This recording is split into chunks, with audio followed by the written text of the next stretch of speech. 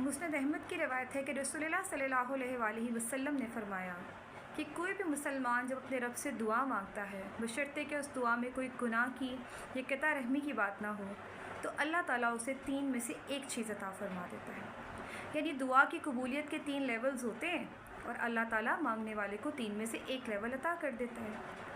پہلا درجہ یہ ہے کہ یا تو وہ دعا قبول ہو جائے گی یا اس دعا کے بدلے اس شخص کی کوئی مصیبت دور کر دی جائے گی اور یا اس دعا کو آخرت کے لیے ذخیرہ کر دیا جائے گا۔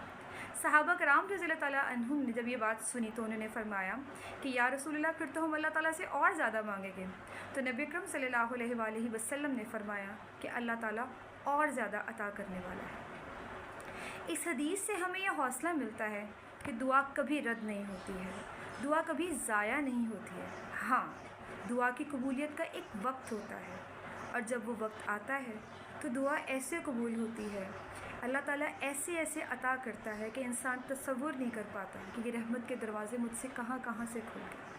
اس لیے بات صرف اتنی سی ہے کہ دعا مانگتے رہنا چاہیے، نا امید نہیں ہونا چاہیے، مایوس نہیں ہونا چاہیے۔ اللہ تعالیٰ عطا کرنے والا ہے۔